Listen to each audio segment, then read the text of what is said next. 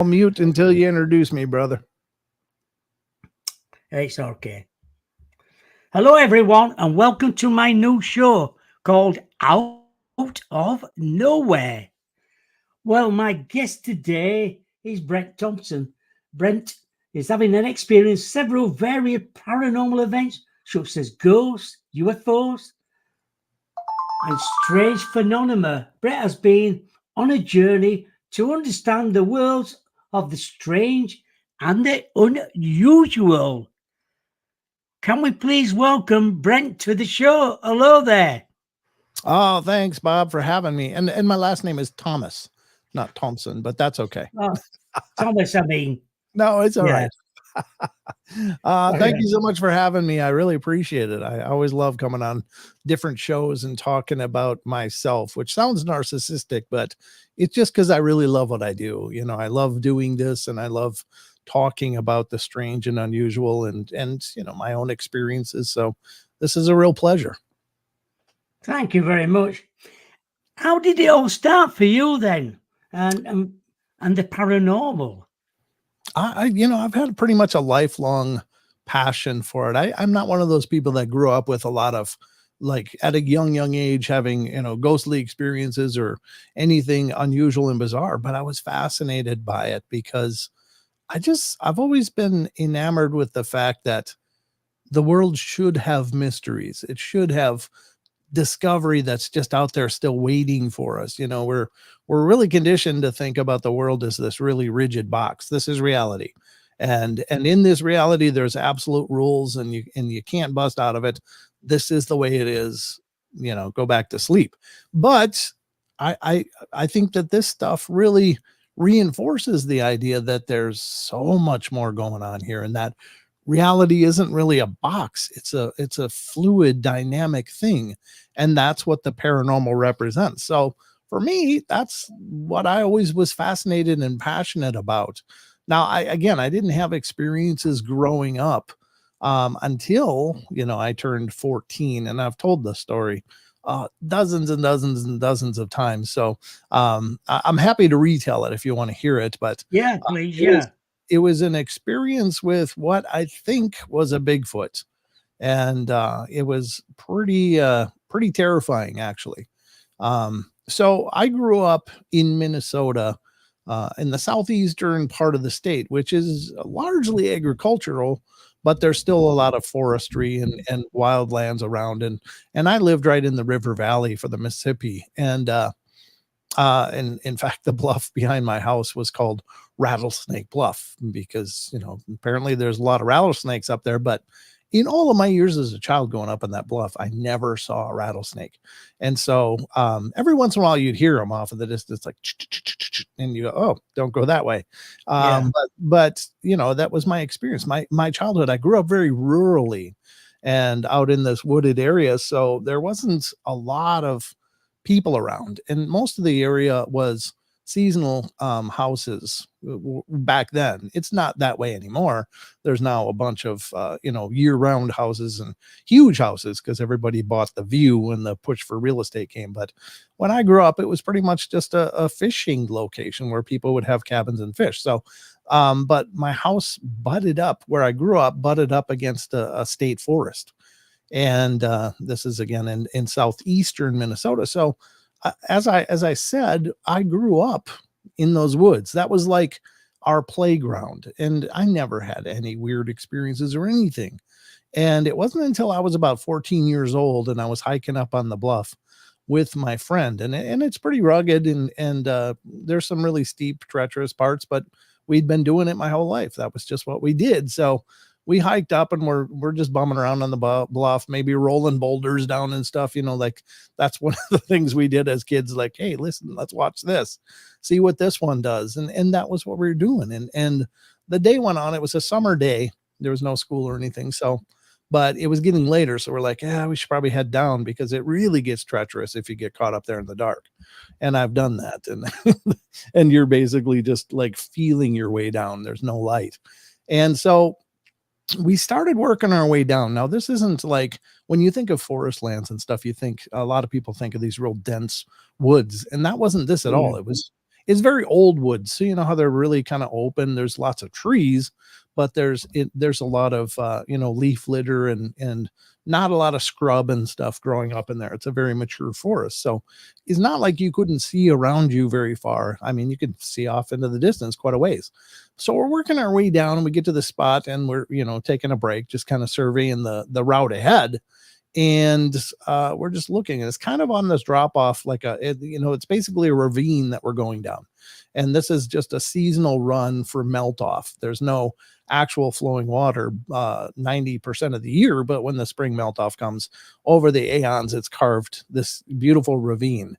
And so we're working our way down and we stop and we're just kind of standing there, just taking a break, looking ahead. How are we gonna navigate this next part? And suddenly right behind us, and I'm saying within 20 feet is what it felt like. It was just like right there and taller than us, and I'm 14 years old. I'm about 5'11 now, 5'10 and 5'10, 5'11. I don't know. I think I'm shrinking now, but anyway, I used to be about 5'10 and a half, but I was probably about 5'8 at this time. But whatever was making this noise that I'm going to explain in a second was much taller, much taller. And we're standing there, and then right behind us comes this Yeah. deep rumbling growl, and it was like that. That's the best approximation I could do with my vocal cords. But this was a sound, but it was also a sensation. It was so powerful that it vibrated my body. I felt this sound as much as I heard it, and I was frozen in terror because I had grown up here. The biggest thing we had were white-tailed deer, and there might be the occasional coyote and things like that, but whatever the sound was huge. And we both just froze. Now, in a lot of Bigfoot encounters, people talk about how they can't move, that they're just frozen. I could have moved, I just didn't dare because I had no concept for what was making this sound. I had I mean, there was nothing. I was just this big empty blank, because you kind of just, as soon as something happens, you try to recognize it. And I had nothing. There was nothing there that should have made this sound. And it growled and growled, and we were frozen, both of us. And again, could have moved, just didn't dare because that sound, whatever was making it in my mind, was just a hair away from attacking and killing us. And that's the primal fear was just there, and we're frozen. And it Could you growls. could you smell anything then?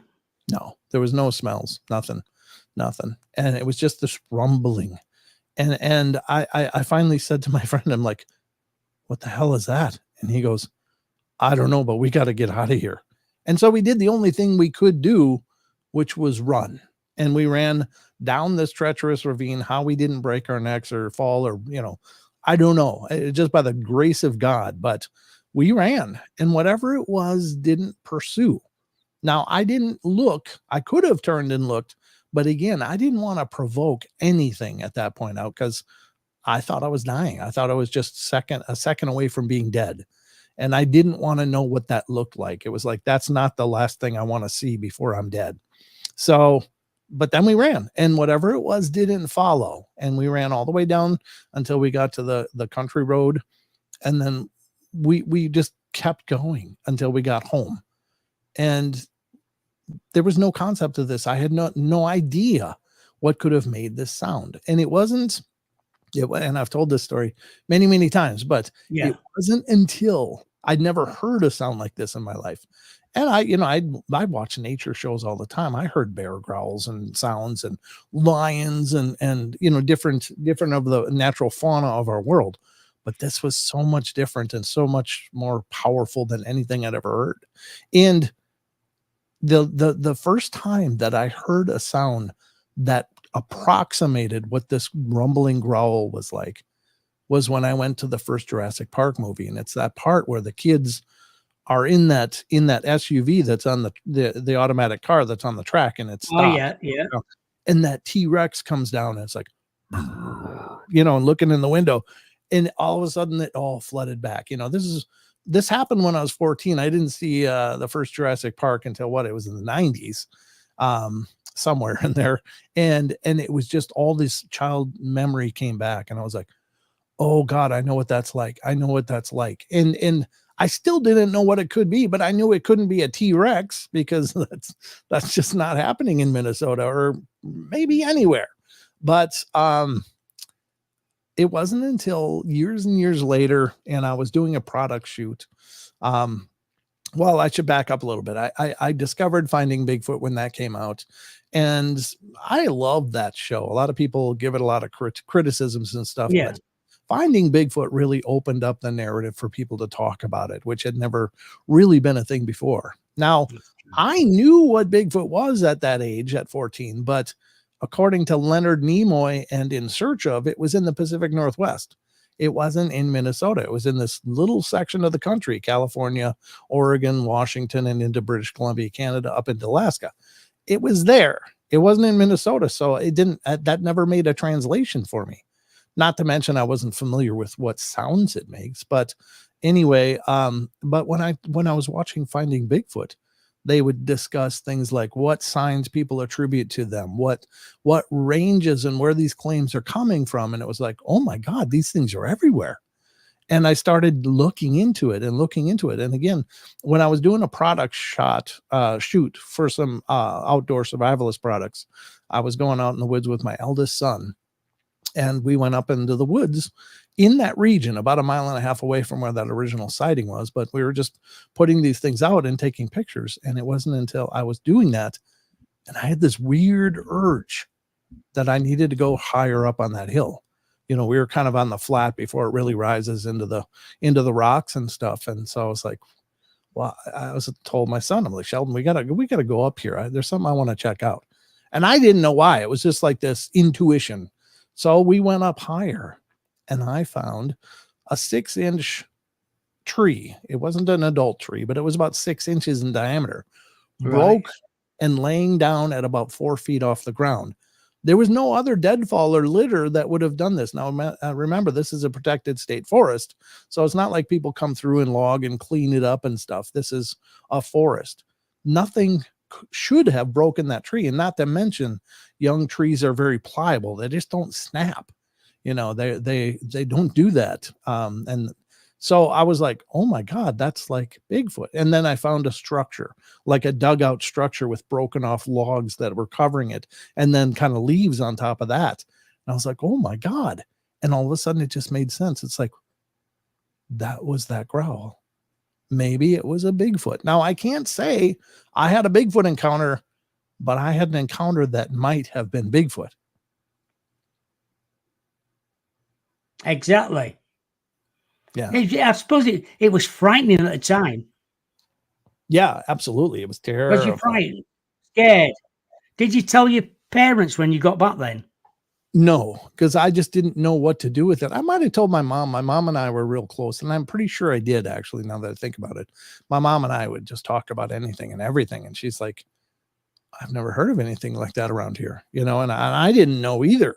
So it was just this big question mark, and all you can do with it. I mean, if you can't put it anywhere, if you can't make it make sense, it's just something floating around in your mind. And again, it wasn't until Jurassic Park it was like, oh yeah, oh my God, you know, and it brought it all back. So, and then learning about Bigfoot and signs and things that are attributed to them. And it was like, that's what's happening up here. Maybe that's what I saw. Now I never ever found any prints up there, but again, this is a rugged forest with leaf litter everywhere. You never see footprints because, you know, the leaves are just stacked and Yeah. you know, I mean, it just wasn't the kind of strata that would leave, oh, there's a beautiful print, I could cast that or something. And I wouldn't have known what to do with it, even if I had found one, but it would have at least explained what I had experienced. But so I kind of stumbled onto it myself. Maybe I had that intuition to go higher on the hill and see those signs and to make it make sense. You know, I don't know. It's just, it was one big question mark for a lot of years and a terrifying memory. But then when I could place it, you know, then it was kind of nice. It was like, oh, well, then you think about it and it's like, you know, as a child, if they're here, maybe they're not in that region constantly, but maybe they travel through in their yearly circuits that they do. I'm not suggesting they migrate, but I think they have a pretty prolific range. Oh, that I'm sure they that do. I and think so they migrate, and I think there's more sightings now in nearly every state now. yeah, yeah. The only state in the United States that doesn't have any claims of Bigfoot is Hawaii. Everyone Yeah. else, according to the BFRO, has some kind of witness testimonials. Do you still go out there then doing Bigfoot research? I live in the north of Idaho now, and so this is kind of the prime country up here. I mean, this is the Pacific Northwest, the inland Pacific Northwest, they call it. But so where I was in central north Minnesota in the U.S., now I'm over on the west side, just next to Washington State, kind of wedged between Washington and Montana, and the thin area on the top of Idaho. So Right. it's like basically 45 minutes either way, and I'll be in a different state, or 45 minutes north, I'll be in Canada. So that's where I And am. where you are. Yeah. So I have, since I've been up here, my good friend and uh, uh, fellow co-host that I have come on my show, his name is Don. Well, he's been here a lot longer than I have, but they got contacted about this claim of this house out in the forest and near the mountains that had 29 chickens, and systematically over a period of weeks they were now down to 9 chickens. So 20 chickens had disappeared in the matter of in the span of a few weeks, and they found this tear on it. Like, there, it was kind of a rudimentary homemade chicken pen, but there was a Yeah. tear in one of the walls where they had like a tarp up, and it was it was about arm size for a big arm to reach in and grab a chicken. Now the interesting thing was there was never any feather litter. Like, when a predator grabs like a bird, and especially chickens, Yeah. chickens Feathers will come up. they will blow their feathers like crazy. It's just Yeah. like an explosion of feathers. Never anything like that. So if they were reaching in and grabbing them and just, holding them with their, enormous hands, they were carrying them off. And wherever, we never did discover. But what had happened was they were down to 9 chickens, and the homeowners were out foraging for mushrooms in the forest right next to their property, and they found this weird structure. And the structure was almost dome shaped. There was a pretty good sized sapling that was bent over in like an arc. And then there was like a cedar tree or some conifer tree next to it, where all the branches were broken off on one side of the tree till about 30 feet up. And all of those branches were rudimentarily woven into this structure to create this dome. And I've got photos that, you're welcome to see. They're on my Instagram. So if you go to the Paranormal Portal Instagram, you'll see them. They're posted there. But I mean, it's just this really fascinating structure. And so it seemed as if that was a blind for them. They had set up this blind, and it was almost invisible. You would pass by it even if you were in feet of it, but they just stumbled on it because they were looking for mushrooms, and then they ended up working their way through the scrub and found this dome. And this isn't an area where there's a lot of kids around or people making forts or anything like that. This is a area where most people are retired. I mean, they're hunters, but if a hunter is going to have a blind up here, it's going to be fold up and fold out. So When you talk about Sasquatch, what do you think it is? I think I honestly, that's a great question, because it seems to be a lot of things. When I first started learning about Sasquatch, I was pretty convinced it was some relic hominid that was just avoiding us. It's, at home in the woods. That's where it lives and thrives. And we're awkward and clumsy and in the natural order, we're not very graceful. So they can easily avoid us in those wild places because that's their home.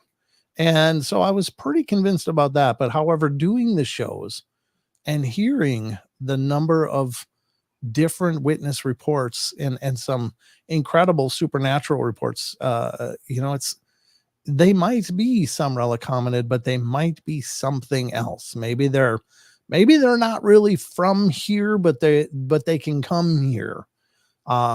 Perhaps they live subterraneanly, perhaps they live in another vibrational reality and they can come back and forth through, gateways or portals. I don't know. I mean, and it's here's the thing, Bob, is it's hard to wrap my head around. I'm not saying that phasing and cloaking and all this stuff couldn't be.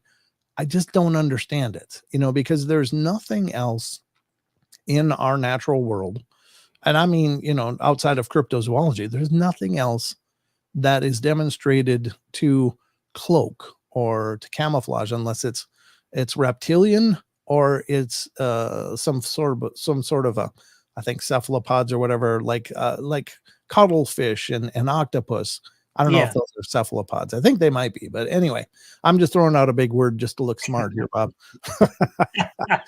But whatever they are, I mean, that's the only examples we have of things that can just blend in. But I will say that these things they're in a natural ghillie suit, like a marine sniper.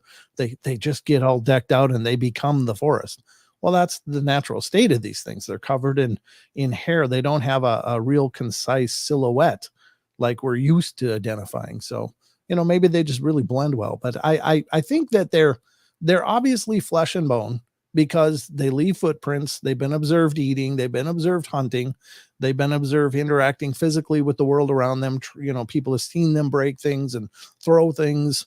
So, I mean, at least they are physical, but is that all they are?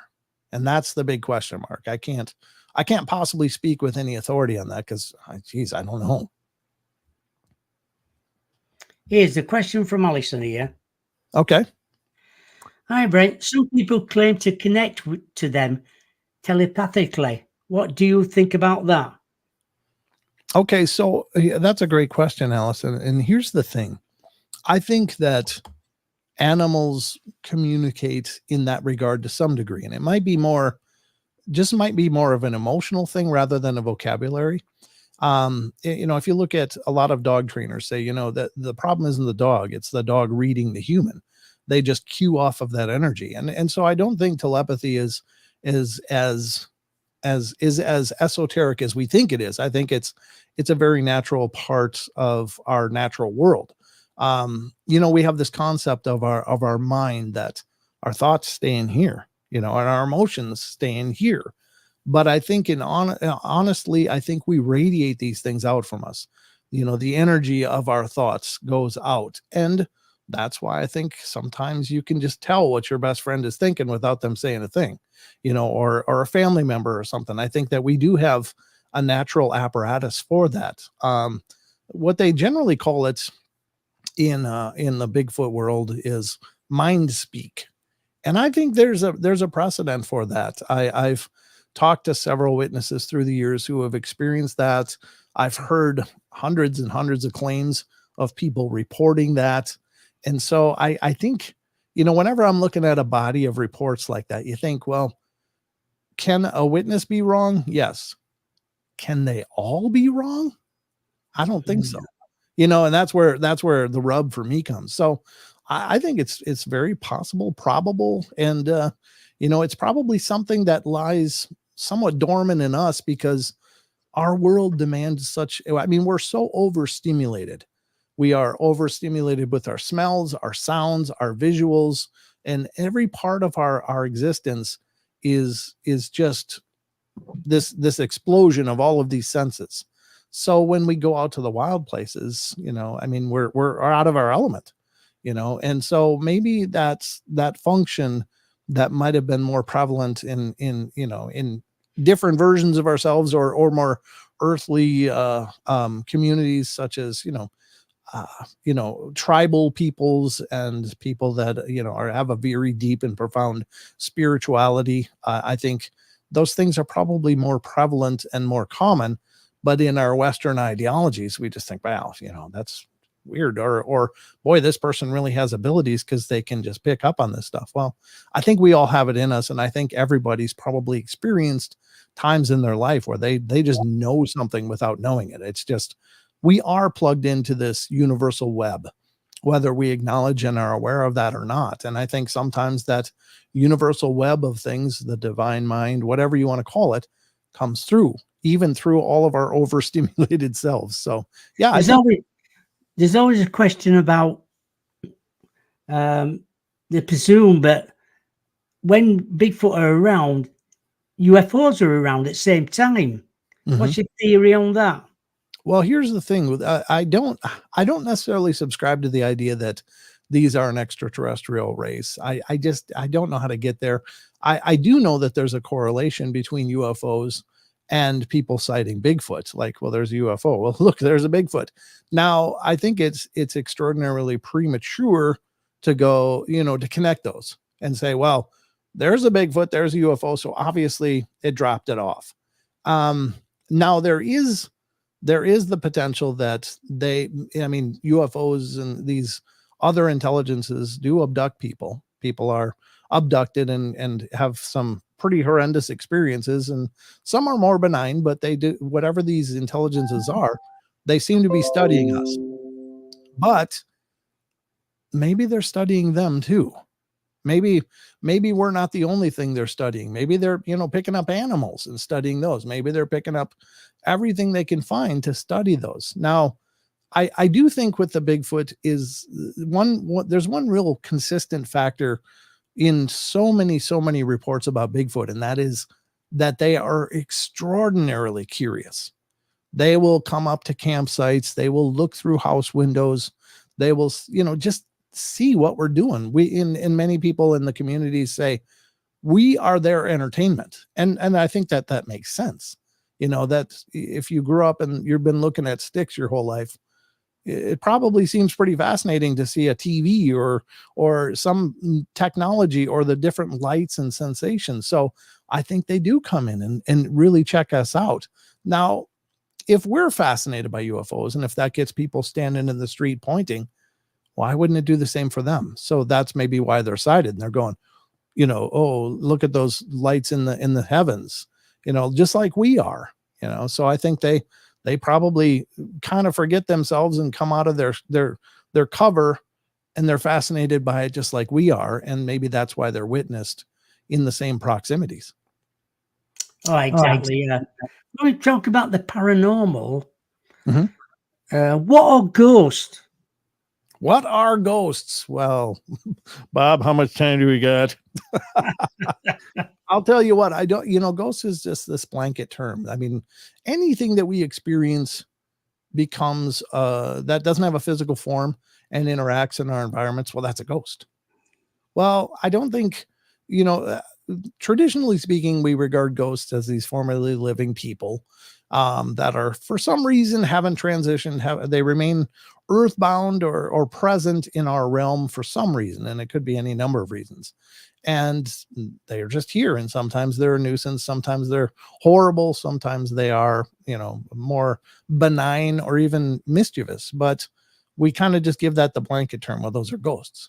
Well, I don't think that they're all one thing. I think we probably experience several things as ghosts. I think that's, if you look at the physics of things, the light spectrum is huge, the sound spectrum is huge, the vibrational spectrums are huge, but our senses only allow us to tune into a narrow band of all of those. And so is it not possible that other things exist in our realm around us, but we just aren't able to perceive them? And I think it is. I think that, when you look at the light spectrum, here's what you can see, and here's the light spectrum. It's just this enormous thing. Well, maybe there are things that exist in that spectrum that we just can't see.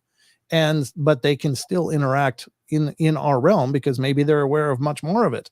So they can see us doing our things, walking around just really obtuse to their presence, but they can still interact. Non-human things that aren't human in the strict definition of the word, but they might be humanoid, but they might be something else. I think that there are shadow people that I believe were never human beings, but they are these humanoid manifestations that are around us, that for whatever reason there are. Shadow people. That's it. That's a great thing as well. Shadow people. What are shadow people? Well, any number of ideas. I mean, we just don't know much about any of this stuff, but there's a lot of theories. And me personally, I think that they're just another facet of this reality. That's, they are perhaps aware of us. Many people have seen shadow people standing, looking at them as they sleep. Oftentimes, there's two schools of thought. Some people claim, oh, if you got shadow people, you got to get the hell out. You can't even get rid of them. They are an infestation that is just going to be there and you got to just move. Other people have had very benign encounters with them. And I don't think just because you see a shadowy apparition that's necessarily always a shadow person. I think in a lot of cases, these spiritual entities can appear how they want to. And maybe they just choose sometimes to appear shadowy. But I will tell you, there's an interesting thing. And I talked about this on a recent podcast, the episode of mine entitled, "What is a Ghost?" And interestingly enough, it was years ago, and I think Don stumbled onto this, my friend, and an old Coast to Coast episode with Art Bell, and we talked about it on the show. I think we even featured the clip of it. But this guy was a Native American shaman. I don't think he was actually Native American by blood, but he did the shaman training with the Cherokee, if I'm recalling correctly. And he said, "Look, these shadow people are often regarded as horrible." And that they thrive on negative energy. And he said, and that part is true according to his training. But he said they're not evil; they're not there to cause harm. But in that spiritual modality, shadow people are regarded as these almost janitors for negative energy. That they will be attracted to negative energy. They will infest a place with negative energy, but they're not there to perpetuate it or to make it worse. They're actually there to cleanse it, to consume it. And so they are more utilitarian and beneficial in that regard. So I like that idea, because I think that we regard so many things with fear because we just don't understand it. But perhaps, in the ultimate balance of the universe, these things that we fear actually have an important function and are part of the concert of reality. And so I like that idea of the shadow people. I've seen shadows in this room here, Have going you? through that wall into the other room. Why is it that some people can see shadow people and others can't? Yeah, that's a great question. I mean, it's kind of like those magic eye puzzles.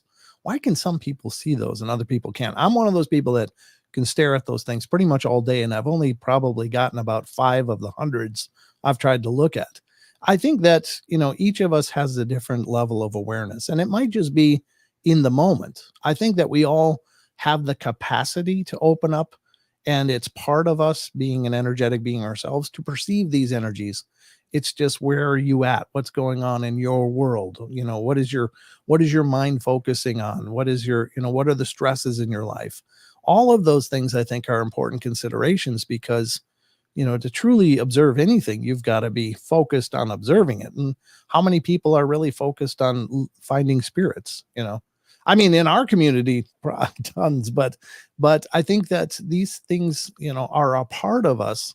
This awareness is a part of us, but it's like some people are born psychic and other people's don't believe in it at all because they've never had any experiences. But is it unique to that person, or is it a part of the human condition? And for some reason, they were just switched on. And it might be any number of reasons. It could have been from birth, could have been an event, near death experiences can trigger a lot more psychic awareness, et cetera, et cetera. Even being around hauntings and stuff can really make you more hypersensitive to the spiritual realm. And I guess, it makes sense, because your body, you feel like you're under stress. So your body adapts and probably opens up to that part of our reality. So again, but it's interestingly enough, some people have those experiences of seeing those flitting shadows and stuff. And sometimes that's the genesis of a haunting starting. Other times they just maybe become aware of this other part of the reality, and maybe always have been, and that's all they see. So it's any number of things. I don't think that there's any one answer, but I do think we have to remember that we are not these meat suits. We are energetic beings ourselves, and what we are capable of, we haven't even scratched the surface. So true as well. Grandy Miser in the chat. Can you ask Brett to play any sound he has of Bigfoot scream? If I you've have got it.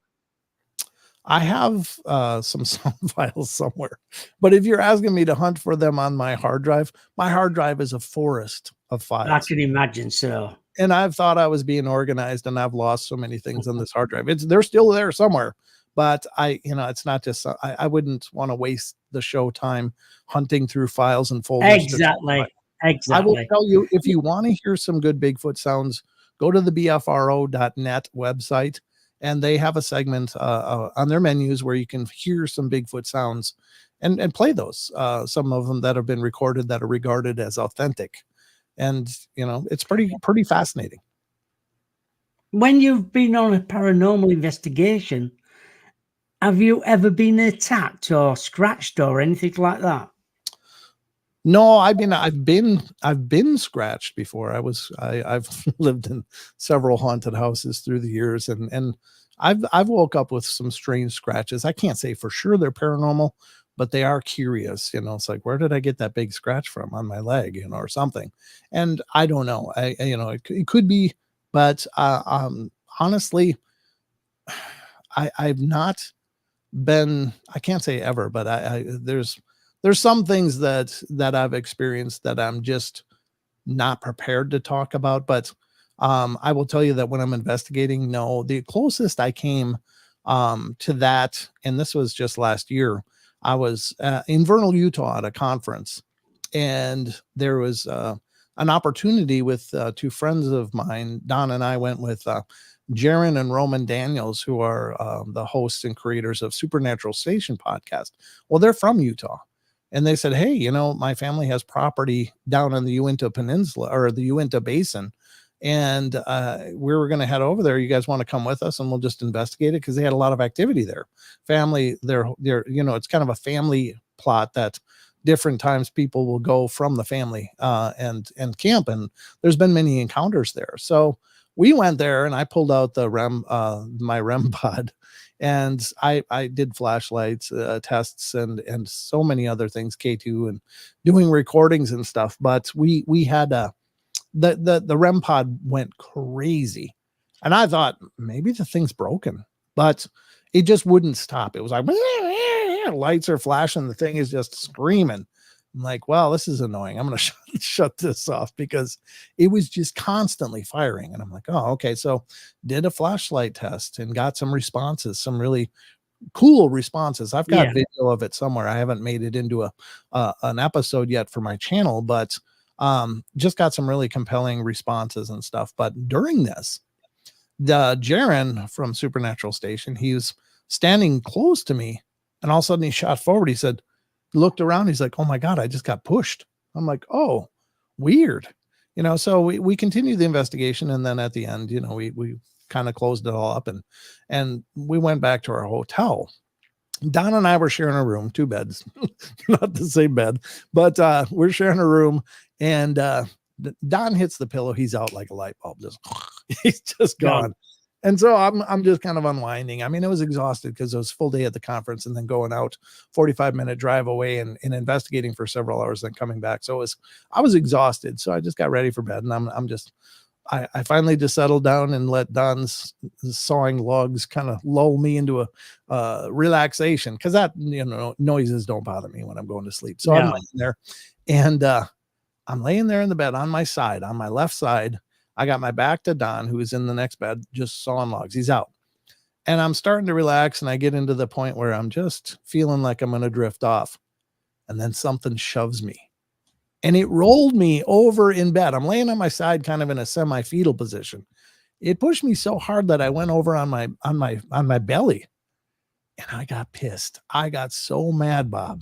Now I've had a lifetime of ghostly experiences in my adult life, and I've had a lot of experiences, and I'm going to knock on wood here, but I don't get scared, and I don't know why. Maybe it's because intuitively I know that they really aren't evil or trying to hurt me, but for whatever reason, I'm not blowing my own horn here. I'm not like Joe Brave or anything like that. But I got mad and I started cussing. I was like, you will not touch me. That is not okay. You will knock that off. You need to get the hell out of here. So, and that was the last experience, but that was the first time that I've been shoved. And it wasn't like pow, it was just like something came up behind me and just pushed on my back, and it rolled me over. And so I was like, wow. And initially, again, I did get angry, but after that I was like, well, that was kind of cool. So I've had that experience. I know Alison was just saying, I saw my sister's in-law's dog last night. He had passed away a few months ago. Like we're saying, some people can see things like that, and other people can't see anything. Yeah, that's beautiful. I think that's, it's any number of reasons, but Allison, do you have you always, or have you ever considered yourself sensitive? I will tell you that I think the people that are really kind of tuned into their own gifts, ability. I hate the term gift because it sounds so exclusive. I don't think that these things are exclusive to any one person, but their potency in individuals is varied. But have you found in your life that you're sensitive, that you just pick up on energy, and that, because I think the sensitive people are like beacons for spiritual energy. Yeah. And maybe the dog appeared to you just so that you could say, hey, I just saw your dog. Yeah, like maybe the dog wanted your friend to know it was still there, or your sister-in-law to know it was still there, it was still part of her world, and maybe keeping an eye on her. I oftentimes I really believe that our, fur babies or pets, however you want to refer to them, but I got 3 of them myself. I think they stick around. I don't think they leave us. I think they just kind of wait for us to go home with them. And so I think that's beautiful. I think it's very beautiful and powerful, but I think it's great you had that experience. Yeah, I pick up with things quite often like that. Yeah. I see things in the flat here quite regular. Seen an alien in my mirror above here, Mm. from a chair over here. I've had loads of experiences there. I've even did a show with Andrew Collins, and a voice came. Andrew was talking about interdimensional, and about 20 minutes into the show, a voice came through and said, "Explain it," in a very unusual voice. I Oh did my. analysed. Did come from the radio station. It didn't come from Andrew's end. It came from the room I am in. And there Oh were two of wow. us sat here. Me and Paul were sat here. Paul Sinclair was sat here. And it came from the room we were in, that voice did. And Mm. it just makes you wonder why things happen like that. Does it happen for a reason? Do they want you to know? Are they checking on you? It's various things go through your mind. Yeah, sure. Some people can pick up more than other people. I think. I Mhm. think you. I think it's like being a psychic medium. People, people can be a psychic. They've got to able to tune in. Right. That's all it's about, is tuning in. Yes. Once you can master that, you start picking things up. Sure. Yeah, I think it's very intrinsic in being a human being that we have, we're so conditioned to live in our 3 dimensions of reality, but I think we are multidimensional beings. We just have lost, or maybe never learned that as a people. I think certain segments have and explore that, but it's just not considered a common idea in our cultures. You know, when you talk about the paranormal, what's the best place you've ever been where you've had more activity there? There must be one that highlights one of your in your career. What stands out most?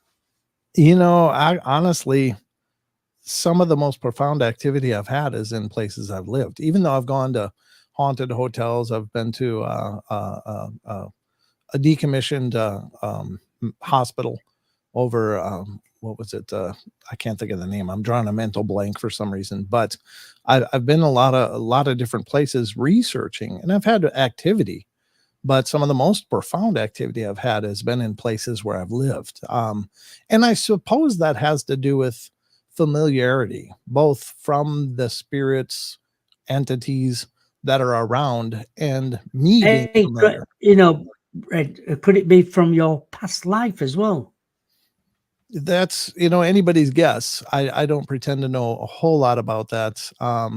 I think it has. Here's the thing, Bob, that I think is an important takeaway with investigating. I think that going into a place that you've maybe never been ever, and going into it for one evening, one night, and trying to catch activity is like trying to capture lightning in a bottle. Because I do believe that spirits, these energies, are aware of us. And I think for the most part, largely, they're very hesitant. They're very cautious for whatever reasons. Not that, maybe we can directly hurt them, but they just don't know us. It's like going up to a stranger, in a public place and just treating them like they're your friend. Some people do that, but I personally don't. I sit back and watch and observe. So I think that they become familiar with us, and then they can decide whether or not they want to interact. And so places we live, we're there all the time. So they are, acutely, if there's a presence there, they're acutely aware of us. And they decide on their own, for whatever measures and reasons, whether or not they're going to interact with us. And so I think it also is the other way around, that we become attuned with an area, with a location, by living there, by being there. And it's hard to really tune into a place if you're just, it's a strange place you've never been before. Well, you don't know the normal sounds a house makes. You don't know which parts of the house have drafts or not, or are, hot or cold, or there's so much that you learn when you are a place, so then, when strange things happen, they stand out like a sore thumb because you're familiar. It's like, oh, well, geez, that's never happened before. But if you're new to a place, well, hell, every sound could be paranormal. Yeah. So I think there's really a strong merit, if you can, if you're investigating a place, to do it over a period of time, because I don't think most spirits are malicious or mean harm. I think that they're just there. This is where they are for whatever number of reasons they are there. And whether or not they choose to interact with you is going to be based upon familiarity with you. So I think that's, the big problem in the paranormal is that, you go in this little window of opportunity, and yeah, you might get nothing except red eyes and dead batteries, And that's what happens a lot of times. Dead batteries. Yes. You can charge them up. You can have extra little ones with you. And when you get to this place, somebody said, your camera's gone dead. You know what? Yeah. Mine's gone dead. Mm-hmm. Mine's gone dead. And, as though they just drain you completely. Sure. Now, interestingly enough, though, sometimes there's a strange phenomena. It appears like battery drain. It really does. But oftentimes equipment will fail, or all of a sudden you're on low battery warning, and then your equipment shuts off. It's like, oh my God, they drained my batteries. But there's been many reports of people, after they leave that location, turning on the equipment, it's got a full battery like they expected. So it's like some kind of EM interference with that whole process of, batteries carrying current and stuff, that maybe it can get interrupted, or by the presence of some of these intelligences, maybe it can just, cause that malfunction. So what you got planned for the future for yourself then? Have you got any well, Bob, I'm going to take over the world. No, I'd love to do a lot more investigating and trying to create an opportunity to make a lot of investigation videos. What the problem is that largely I'm a one-man show. So, the ability to not only handle logistics of going someplace, making arrangements for that to happen, but then I got hours of footage and audio and stuff that I've got to comb through as my own, I'm my whole crew. And then I've got to put it into videos and stuff. So I've got to figure out a way that I can streamline. I'm not the most organized person, Bob, but obviously I'll continue to do the live shows. I do YouTube shows.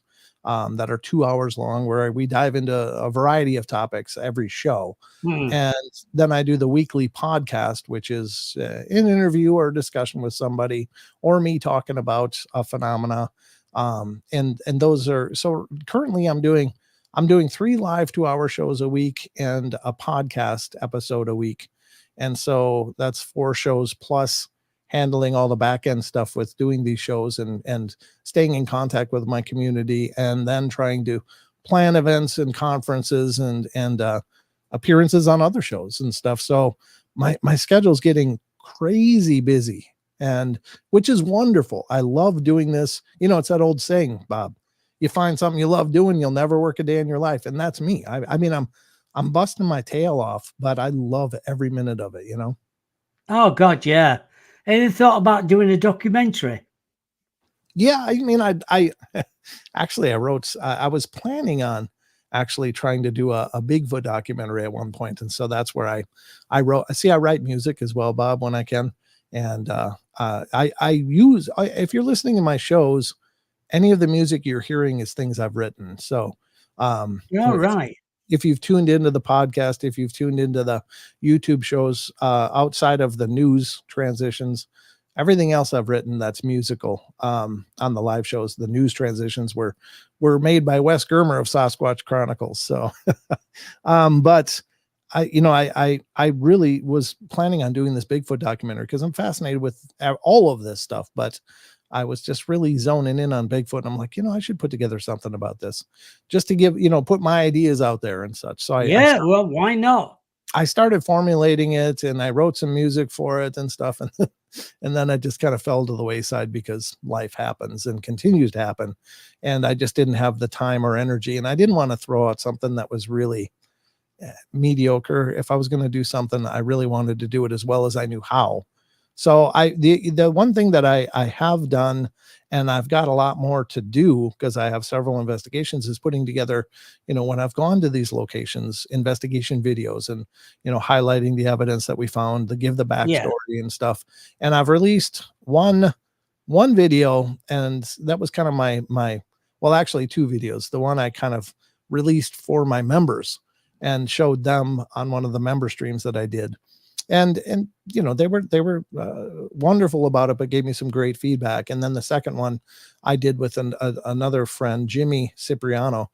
He does video editing, and he's helped me a little bit in that regard too. But he helped me put together the one on the Davenport Hotel investigation in Spokane, Washington. And I'm learning as I'm doing it, with what energy I can give it and attention. But I'd like to do that regularly, put out investigation videos as well as the weekly shows, as well as the podcast. And then I'm trying to get out there and attend more conferences, because I've found conferences are a great opportunity to not only meet people that might be interested in what I'm doing, and to share with them about what I'm doing, introduce them to the portal, but it's also been an amazing opportunity to network with other creators and other personalities, and it's really helped. So in September 4th through the 7th, I'll be going down to a conference called Phenomicon, and you can find out more by going to phenomicon.net in Vernal, Utah. And so, if any of you guys out there hearing my voice can make it, it'd be great to meet you. I really love getting a chance to, it's been the coolest rush, Bob, was when you do these conferences, because when you're doing this, we're kind of doing it through this little window, and it's a one-way window. We're looking into a camera and talking and, relaying all this information, and the communities are wonderful. They sit and type, like your chat is going really, really exceptional, but they type on the screen, but we don't know them, and we don't have the opportunity to know them, except that they're a personality in your chat. So when someone comes up and go, "Oh, hey, I'm so-and-so from your, I watch your shows and I've chatted." It's just the coolest thing. I just love that. So I'd love to do a lot more of that and get out to a wider array of conferences. Currently, I'm only going to ones that are local to me, but I'd love to travel, different parts of the country, and meet and introduce people to the portal and meet them, and maybe meet some listeners as well. Yeah, I go to a lot of conferences in the UK, and it is nice to go to conferences, to meet people, Mhm. and they say, "Hello, Bob. It's nice to meet you. I've listened to your radio show, and it is nice to meet them and catch up with them and talk about things, their own experiences as well." I Yeah. know a friend of mine called Paul Sinclair. He's got a film out at the minute called Wolfland. Oh, not You familiar want with. to watch it? Yeah, it's on Amazon Prime. You can buy it or rent it, and it's about werewolves down this northeast coast of the UK. Ooh. Lots of sightings over the years.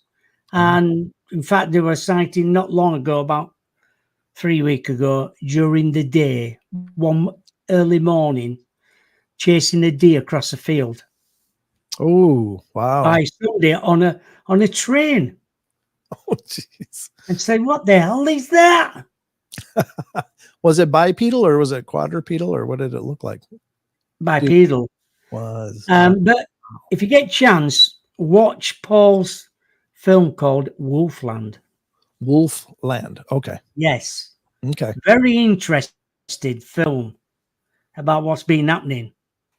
Wow. I would That's really just say, what's the name again? Wolfland. Wolf Land. Yeah, I'm gonna take a note of that. I'll scribble that down now. I And if love you get chance, you want to get Paul on your show, Paul Sinclair. oh, Sinclair. Okay. Yes, I got it. Okay. And he's got I'll reach loads. out to you. He's got about 5 books out at the moment, all about the northeast coast. I'm Oh, in a few of it as well. oh, nice. Well, there you Yeah, I'm go. in some of it as well in the books, things we've seen, and yeah, it's an interesting subject. How did you get into radio then? You know, here's the thing, Bob. I'm a very late bloomer. I've done many different careers and jobs throughout my life. Many different things, from Yeah, construction, hanging garage doors, to building kitchen cabinets, to working on solid surface like Corian countertops, building those, installing those.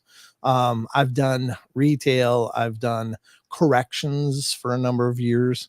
I was working, not an inmate, but I taught high school level computers. I did IT. I've done advertising. I've done web development. So many different things, and I didn't know where I belonged. I mean, I loved each of those careers for their own reasons. You know, I mean, you meet great people, but some of them you're really busting your hump. And I'm not built for physical. I'm just here to tell you that I'm like a house of cards, and and the years are getting heavier, Bob. But I was just working I was working doing web development and advertising and some customer service stuff with the company. And one of the people that worked there was, his name was Chris Geo. He was contracted to do some IT work for that company, doing like really high end development for yeah, web apps and stuff. And I was like, oh, and he and I got to talking and formed this friendship, and a wonderful guy. And suddenly it was weird because I never knew what I wanted to do, but I found what he was doing was interesting, in having this channel, Truth Frequency Radio, which isn't a thing anymore, but it was an internet radio station with people like the amazing Kev Baker on there. Kev was a dear friend of mine as well. And which formed after I started, but I was just sitting there talking to Chris, and one of the times when he came in to the office area, and it was like a light bulb went on in my head. I was like, I want to do a show. And it's really funny because as soon as I had that idea, this flood of ideas came into my head, like they were waiting out there somewhere for me to yeah. discover them. I knew it was going to be called Paranormal Portal. I knew I wanted to interview people. I knew I wanted to, talk to experiencers and make this my format. Just all of this stuff flooded into me, and I was like, oh my God, that's what I want to do. And it was really cool because Chris looked at me and said, let's do it. I was like, okay. So I started in 2016. I think it was April 2016 on Truth Frequency Radio, doing an internet radio show called Paranormal Portal. And from there in 2017, I decided to branch out into YouTube and do that as well. So, interestingly enough, I was doing my first YouTube shows were reaction videos. So I was doing reaction videos in 2017 before anybody else was. And I'm not patting myself on the back, but I just thought, wouldn't it be cool to look at paranormal footage that people claim is paranormal and just kind of evaluate it just from what you Yeah. can see. Is this real? Is it potentially real, or is it a bunch of bunk, and why? And so that's what I was doing. I was taking these clips from YouTube, and Don would come over and we would sit down and record our thoughts on these different clips. And so I did those, but it was before fair use was really established on YouTube. And what started happening was that I started getting these claims. People are like, you can't use my video, take this out and stuff. And I'm like, oh. So I had to hide all those. And then I was like, well, so I started doing my radio show on YouTube as well, just streaming that on YouTube, as well as when I was broadcasting on TFR, Truth Frequency Radio. And that kind of spider webbed into developing into the more variety show that I do today, because back then I was doing very thematic episodes, like what are ghosts, what are UFOs, what is this, what has happened in Rendlesham Forest. And I would do very focused topics, and it went okay, but I just felt like, well, my audience was getting kind of diverse. So I was like, well, I can't just, if I'm covering one topic, I'm already alienating parts of my audience, because, well, they're not into that. They're going to go to somewhere else. So I started this kind of variety show aspect where we cover UFOs in every episode. We cover, strange phenomena. We cover cryptids, and I'll pick several things to talk about throughout and articles. I've got a wonderful relationship with Lon Strickler of Phantoms and Monsters and Wes Germer. So I, utilize their blogs and their websites a lot with their permission. And we just have a blast. And so then it was 2018. I'd been a fan of Sasquatch Chronicles forever. And I was doing my shows, and I'd talk about Sasquatch Chronicles quite a bit on my show. As I was, a fanboy. I listened to Wes as I was doing cubicle work on a computer. And so he got me through the days for a long, long time. So I was talking about that several times on my shows, and I had live phone lines, and the phone rang and it came up unavailable. And I was like, oh, I don't know. Is this a crank, or somebody going to, try to get me demonetized being a jerk or whatever? But I'm like, well, what the hell? I'll answer it. It's like, hey, this is Wes. And I was like, what? I was like, no way. So Wes called into my show, and we had a great discussion, conversation, a lot of laughs and stuff. And then I don't know how he found my show. I have no idea, but he did. And then he messaged me after that on Facebook. He goes, why isn't this a podcast? I'm like, I don't know. He goes, well, it should be. And I'm like, okay. And he was really instrumental in helping me create a podcast and kind of mentoring me. And so that was really fantastic. And he's been a wonderful, dear friend ever since. So it's just been a really crazy journey. And that kind of brings us to where we're at today. I'm spiderwebbing out into trying to do investigation videos and investigations, but I haven't been able to make that a regular part of the Paranormal Portal umbrella, but I'm trying. Brilliant. Thank you. Sounds good to me. I've been doing radio since 2014. I did Blog Talk Radio for quite a while on my own. Oh, nice. Very nice. Hard work doing phone, because people could phone in then. Oh, sure. And you've got to be on the ball who's phoned in, and you've got to delete it, because if you don't, you're doing the same phone call again. You think, oh my God, what am I doing here? Yeah. No, that's cool. It's a learning curve, isn't it? It is. And I liked having live phone calls or live phone lines that I could take on my shows. That was really fascinating and fun. But I'll tell you what, sometimes you get some real idiots calling in, and I didn't have the ability to screen it, so it was like, hey, and they'd start out talking with paranormal, maybe a question, and then they'd go right into something extraordinarily racist or crude. And I was like, oh, you dick, I mean, well, on Blog Talk Radio, you could just knock them off. Yeah, well, I could knock them off too, but it would be after they already said something. It's not like there was a delay. Exactly. Yeah. So terrible, isn't it? Yeah, it is. It's just some people are just such idiots that they have an opportunity to have a voice that carries across to many people out there, and they choose idiot mode. It's like, really, couldn't you say something profound or beneficial, or share some heartfelt feelings? And instead you got to go right to dick. It's like, oh, sorry. I don't know if you are okay with that word or not, but It's okay. No problem. Well, thank you for coming on the show. oh, thank you for having me. It was a great time. I really appreciate the opportunity, and I was really thrilled to see several of my listeners hanging out here as well. That's wonderful. Oh, it's always nice when you get people coming in your chat room as well. Thank you to everybody in the chat room. Thank you to my guest as well. My guest on Friday is Richard Boland. He was supposed to be on last Friday, but I had difficulties with my mic, so I've rescheduled him for this Friday, the 16th of August. I'm sure we'll have wait, let's go and just make sure where we are. So it's going to be the 22nd this Friday. I had to just think then. 23rd Friday, 21st today. Yeah. So thank you again. Oh, thank you, sir. You take care. Oh, I will. And have a lovely day. Thank you.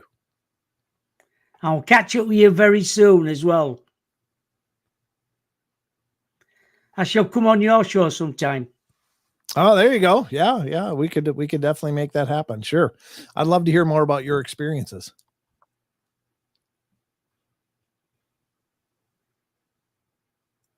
Are you there? Or we got lag?